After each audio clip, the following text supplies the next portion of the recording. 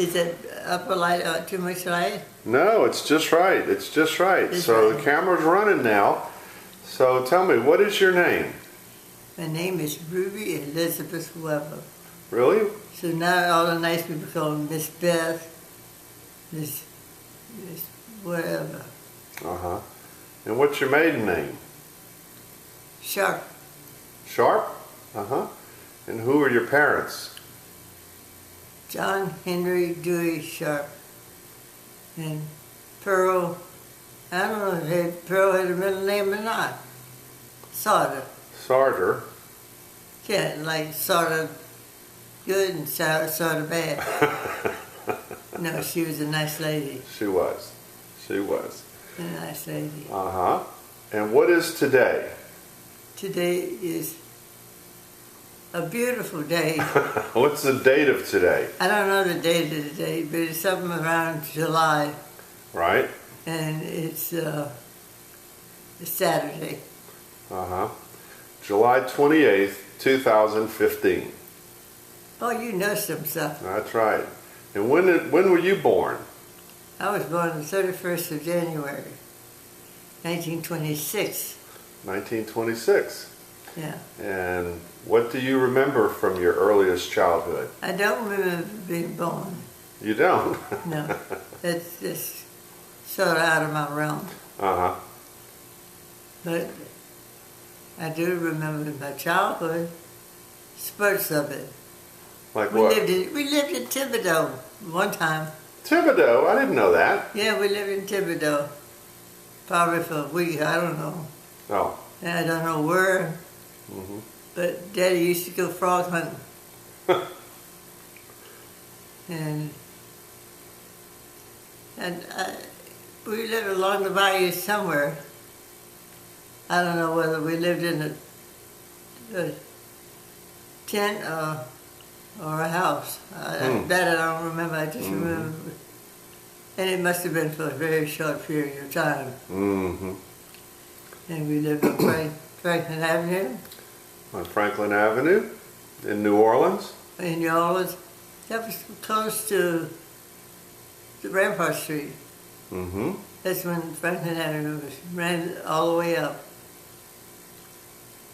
And then we lived on Franklin Avenue at 3901. 3901 Franklin Avenue. And we lived next door to Capito's school. It's a Mm-hmm. It was an elementary school. Went Mm-hmm. kindergarten to 8th grade. Hmm.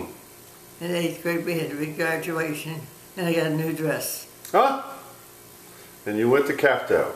Yeah, I went to Capito. Mm-hmm.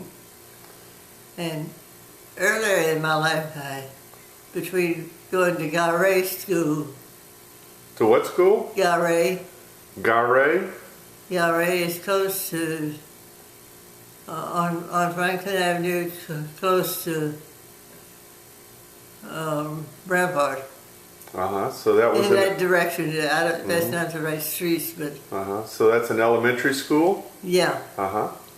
And I went to Garay for kindergarten. Uh-huh. And the couple next door were from South America somewhere, or something to do with South America. And they had 7 girls, and they also had a chauffeur. So the chauffeur took me to grammar school when I was in Garay. Wow. Yeah. Mm. And Doris Ann Laveris was her name. Doris Ann Laveris was the name of your friend? The name of my friend. Huh. And what grade was that? Kindergarten. Kindergarten. Yeah. My goodness. So that would have been like 1928 or 9? Something like that. Wow. Mm-hmm. And that's why the little pink chair and the little pink Mm-hmm. Table? table. Yeah.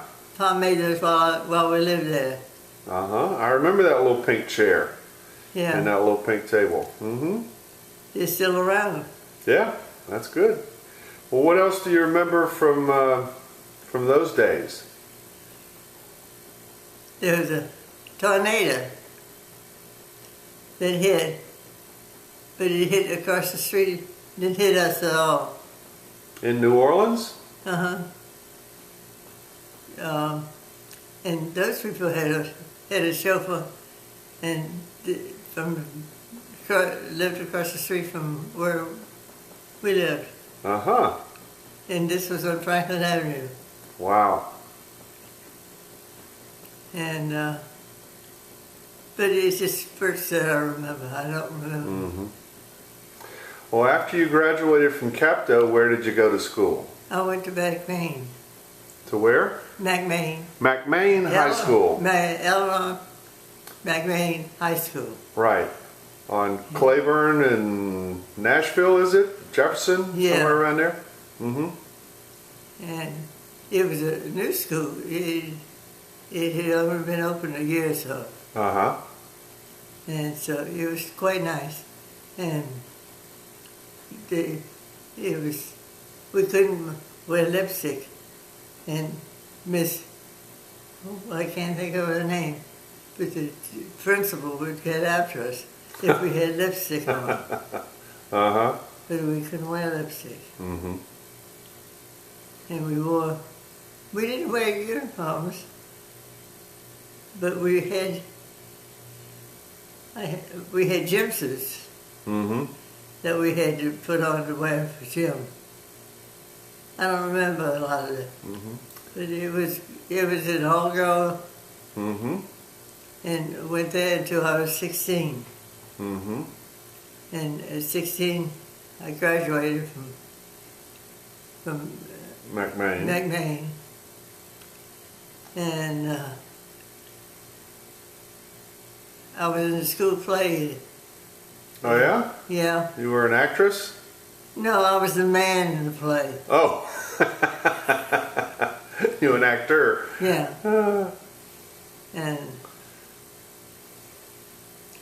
after Easter every year, people would come back to school and show off their tans that they'd gotten over on the Gulf Coast. Mm-hmm. It was a big deal Yeah. because we didn't quite get to go to the Gulf Coast, Uh-huh. but it was always exciting to go back to school Right. Mm-hmm. to see everybody. And then, of course, an opening outfit when you went back to school in September. Mm-hmm. And we used to have penny parties. What was the penny party? You would go to somebody's house and they'd have a party, and you'd pay a penny for I guess drinks or candy bars or Mm-hmm. not a big candy bar. It would be a little something. A little bite-sized one. I don't remember what we got for the penny. But it was a penny party, Uh-huh. and would be at different people's houses, Huh. like on the weekend. Never heard of a penny party. Hmm. Yeah, I just heard of pity parties. yeah, they had those too. Okay. And I took piano lessons. Oh, yeah? Ms. Zakiki. Mm-hmm. And I played piano. Every weekend I take lessons. Mm-hmm. And I wasn't the greatest piano player. But I played enough that I loved to sing. Right. And I could play and I could sing the songs I wanted to. Nobody else could tell me about that. Mm-hmm. And Were you in any athletics in high school? no, we used to pick the floor four-leaf clovers. See if we could find those. That was the athletic session. Picking four-leaf clovers. Yeah, All right. yeah. And I used to skate a lot. Mm-hmm. We'd have parties from church. We'd go to Hidio's house and skate out in the street. Mm-hmm.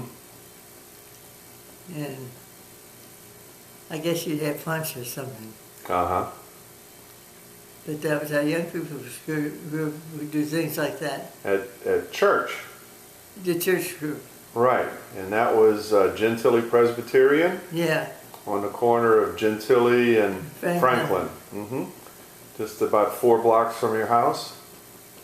I think it was 5. Okay.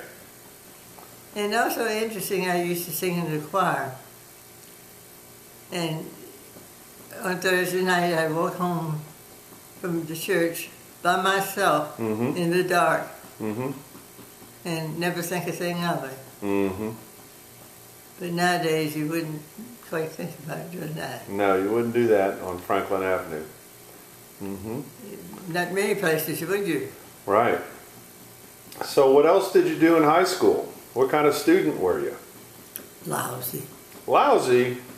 I wasn't. I was just a mediocre student. I think I did school, and Mom used to get mad at me. And Nolly Dutton was a disarranged girl.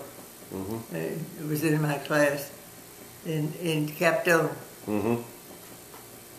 And the boys took advantage of it in the boat closet. Oh, no. Yeah.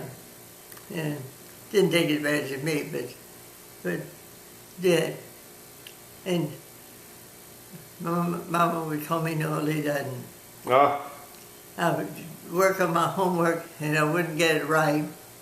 And she said, "All right, Nolly, come on, Nolly. You can do that."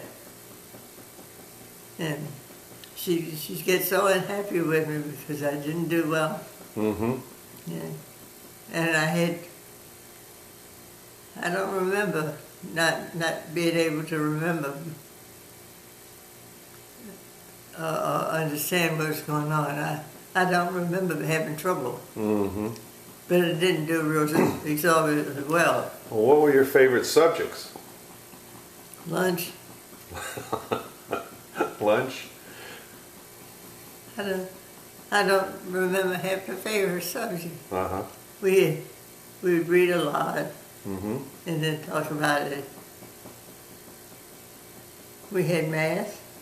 Oh, and we had this one teacher who it was popular where you had a roll here.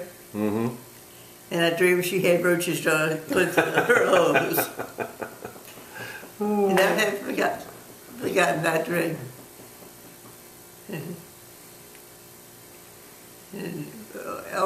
There was a grocery store half block away.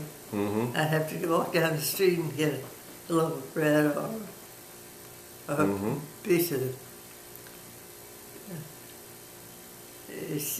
I call it steak, but it's not steak. I'll think of it. Mm-hmm.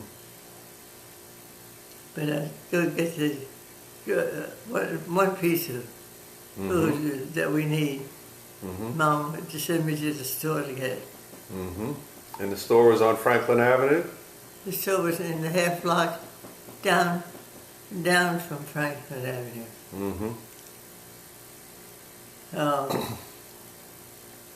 Jonquil Street was a side street. It was on Jonquil. Jonquil. Mm-hmm. Yeah. Mm-hmm. And I'm trying to think of who it was. Over at the butcher shop. Mm-hmm. When on Sundays we take a nickel that we're supposed to put in the basket and lock it and buy ice cream. But it didn't do much of that. I usually gave the church my money. Mm-hmm. So the nickel was supposed to go to church, but you bought some ice cream with it. You know, Occasionally. Occasionally. Mm-hmm. Yeah.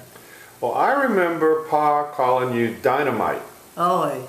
What's the story behind you being named Dynamite? Daddy, of course, lost his job during the Depression. And Lost his job doing what? as an engineer Mm-hmm. for the government. He was a civil engineer for the government. Yeah. And they had sent him up to Alexander to do some build the Red River or something to do with the Red River. And Daddy made this place for us to live, a trailer. Or you don't call them trailers anymore. You call them anyway. And it was fixed so that Mama and I could go and spend the summer with him and stay in this trailer. And they would have to blow things up with dynamite to get them. And every time they'd go to blow something up, they'd find me sitting on the dynamite. So you were sitting on the dynamite, and that's why he named you Dynamite. Yeah. And they all just started calling me Dynamite. And it seemed to fit. Well, you've been Dynamite ever since. Yeah, always will be. Don't know what I'm doing, but it's all right. I realize that I'm not as able as I used to be, and that grieves me. So I have to make fun of it. Well, sure. Well, you're 89 years old. I think you're entitled, right? And getting older. And getting older. So Pa was an engineer, and he lost that job, and then what did he do? He sold orange juice, the bottle of orange juice, like pop. And he traveled Florida, and Mama and I traveled with him. And we would go to, here I am losing the words I want again. Go to rent a place to spend the night. A motel? Yeah. And he would stop every night and go in and examine the place to see if it was nice enough for us. Because we had very little money. And he wanted to make sure it was clean enough for us. And that's where we would. And my entertainment was I had a ball, and we'd stop on the pavement of the street while he would go in and talk to the business people. I would bounce him a ball outside. And I made myself perfectly happy. And we did that in the summertime. And also we lived up the Red River in summertime. And those winter food, we had to come home to. We had the house on Franklin Avenue, so so we came back to that. And well, I went to Carre. I just went back to school. As far as that, I can't remember any big deal about that. But I do remember the word a lot. Because we didn't have any money. And that was during the Depression? During the Depression. What was it like during the Depression? We had to be very careful. And you didn't spend any money. And I remember men would ride the railroad track and go to a different city. And like they would come to us on Franklin Avenue, they'd ring the doorbell and said, "Would you please have some food?" And Norma would make up a meal and sit them on the steps with a plate so that they could have a supper to eat. And they were very grateful. We never locked the door. We never closed the window. Everything stayed open and above. And we never had a problem. And that's really unusual. Yeah. So what did Pa do during the Depression? He took a job as a laborer. And he worked at the filling station.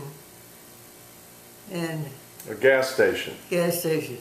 He worked as a milkman from 2 o'clock in the morning to 6 or 7 o'clock, something like that, delivering milk. And then he worked from 6 o'clock to something else as a repair worker at a filling station. At a filling station. Yeah. Now, was he a mechanic at the gas station? I think he fixed tires and Oh, he did everything. And even as things got better, we would always go down there to have things done on the car. And you see, my memory could be cuckoo too. That's okay. That's But okay.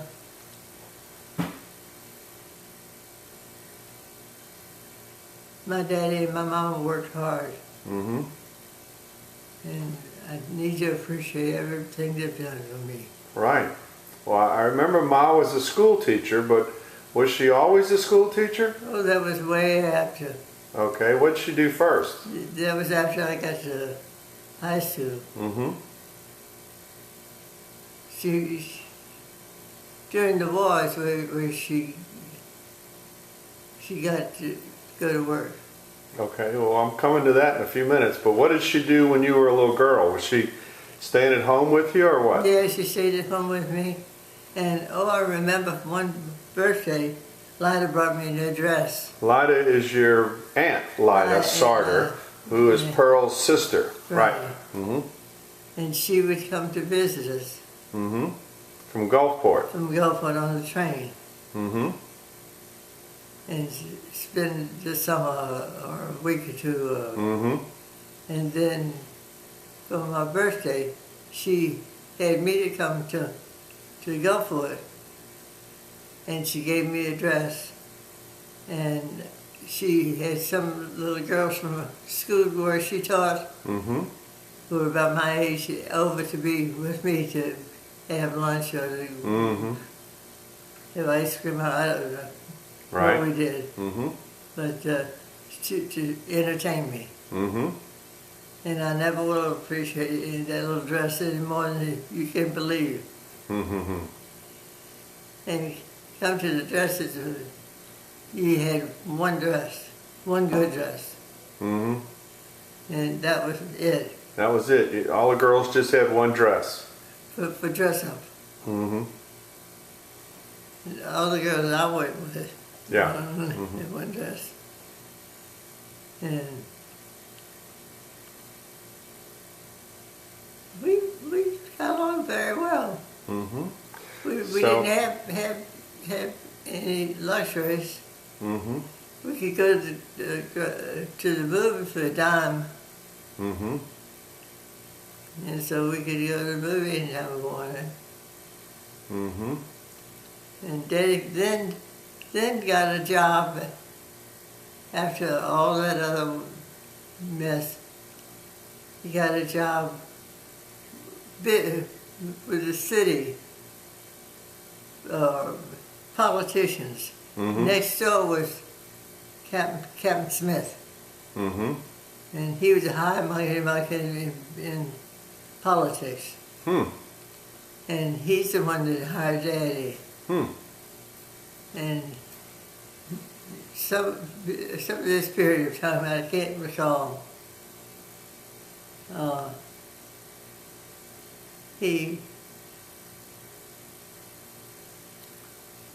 we still lived in that house on Franklin Avenue, and he still had that house. He still worked with Captain Smith.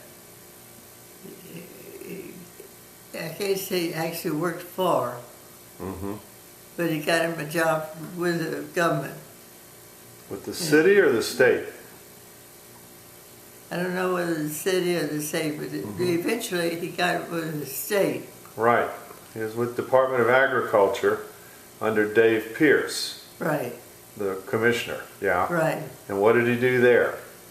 He sold feed fertilizer. He sold it or he inspected it? He inspected it. And didn't he inspect for poisons also, like DDT and things? And he'd bring home some of the samples that after he'd check them and kill our weeds and feed the grass with some of his, not a lot of stuff, but little tidbits of stuff. But he always said he checked feed and fertilizer. And he went all over the state, and they loved him. He'd go to one place and he'd give him a cup of coffee, and then he'd go to another city and have another cup of coffee. And he would report to Baton Rouge. I can't remember if it was Friday or if it was Monday. But he had to go back to Baton Rouge on Monday, I know. I thought he went on Sunday afternoons. Well, it was to get me back to school at LSU. Oh, Oh, wait, we hadn't gotten there yet, but okay. I'm getting tired. All right, well, we still haven't covered the war, and we haven't covered LSU, and then meeting Stan, and we got a lot left to do. I'm not sure I got enough energy, but we've All right. Well, let's go back to high school. So you went to McMain, and you graduated from McMain, and then you went to LSU. Well, tell us about LSU. Well, I went there for summer school. I had gone to Dominican the year after I got out at McMain? McMain, Yeah. because I was president of the Presbyterian Young People in New Orleans. And I had to be in town for that. So I came in. So for 1 year, I was a Dominican. And that was very delightful. And then not spectacular though. And then summertime came in, so they sent me to summer school to sort of catch up and get everything. And I took water ballet, and I did. It was, I don't know what all I took. Horse management or something. But I didn't do well. I didn't do horrible of it. I didn't make any special points. So all I know was I made it to the next level.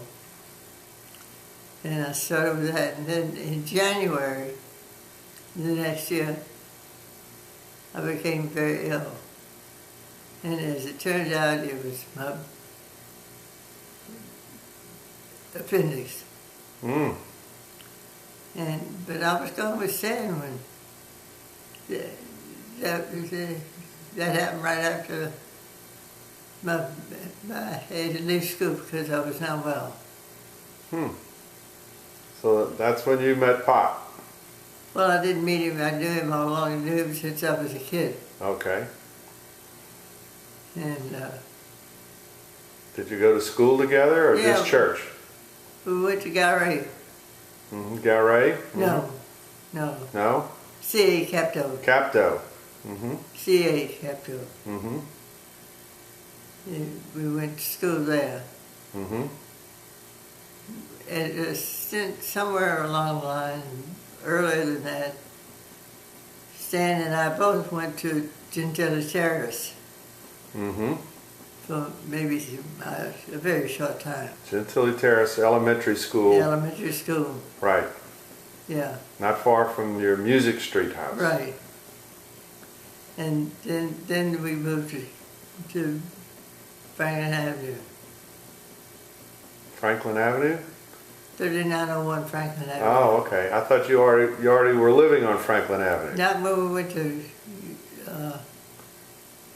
Gentilly Terrace? Gentilly Terrace. Okay, so We- you we moved lived to on- 3901 Franklin, and then at some point you moved to 4476 Music Street. Oh, but that was after we were all married and had children, Oh, okay, okay, everything. okay. So tell us how you and did you used to call him Jerry? No, I didn't. No? Other people called him Jerry? His mama did, His mama did. and Alta. Mm-hmm. Alta Pierce. Yeah, Right. called him Jerry, but he didn't like Jerry. So. What did he want to be called? Stan, Stan? and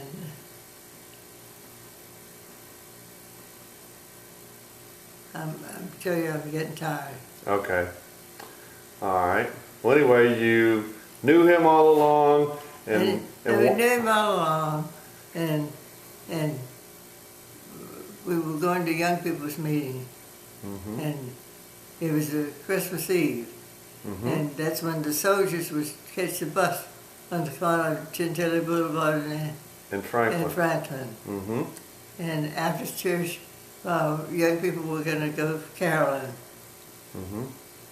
So we were getting ready to go caroling, and I said, I feel so sorry for these young men who are away from home and have no place to go on Christmas Eve. Mm-hmm. And so I decided I would be the one to go down and invite them to personally come with me to go caroling. Hmm. And of course, young girls didn't do that. But they decided to come and go caroling with us. And I got sort of like, oh, I shouldn't have done that. Mm-hmm. So I went over to, right now I can't think of her name. But anyway, I went over to her, who was the date of Stanley's. Mm-hmm. And they were ready to go Christmas caroling. And I grabbed her, and I said, "You're going with me." And I pulled him, and he left us sitting on the church steps. So then we went caroling, and we went to the Catholic Church for midnight mass. Mm-hmm. He ain't never going back to midnight mass again. But we've been going to church ever since. We had gone to young people's meetings together before. Mm-hmm. Our parents were friends. Mama and Betty used to go in the same circle, the church and things like that. Mm-hmm. But you gotta be quick because I'm getting tired. Okay, so what happened? How did the romance start after your Christmas? Oh, well, who could resist me? Oh, that's true. Who could resist you? Okay. So you dated for a long time? No, No? that was January. Mm-hmm.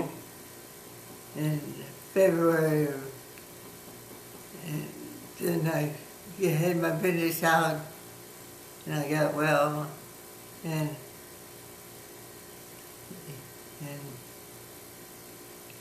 he graduated from high school, Mm-hmm. and meantime we had fallen madly in love, Mm-hmm. and we got married that fall, What year was that? 1942, Mm-hmm. and And the war was going on.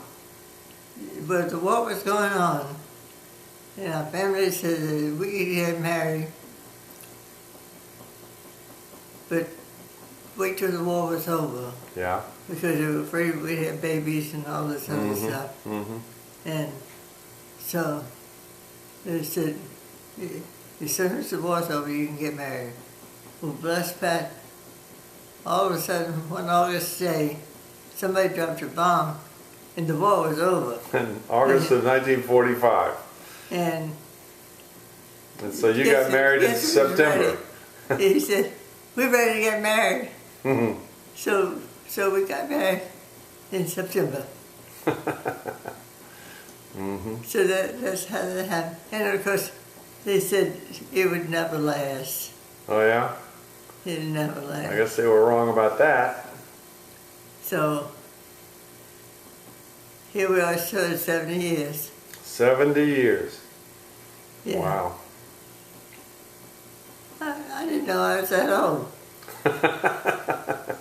Goodness gracious.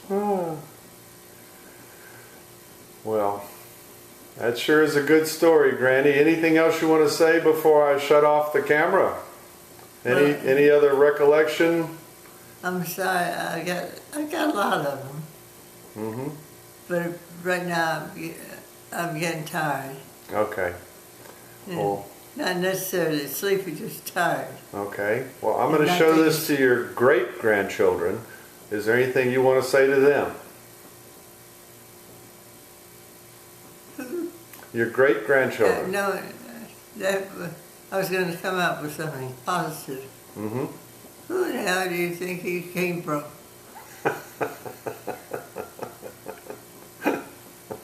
And that's how you want them to remember you. Scratch that. Scratch that. Okay. Scratch that. All right. We'll Out edit of that. season. Right. Okay. No, I just, my grandkids, I hope remember me as being happy and looking forward to them. Looking forward to them what? They're living a happy life. Good. Okay. Like you have. Yes. Because you've had a long and happy life. I've had a very happy, very long, and very fortunate life. Right. Because I've been swimming in the lake and then riding. Oh, we had ice skates in the auditorium in the summertime. Hmm. You know, we ice skated in New Orleans. The Municipal Auditorium. And, and I've had a good time everywhere. So, just keep on plugging. Okay. Au Au revoir. That's you said it. All right. Okay. Bye. Bye. 2, 3. Okay, we're rolling.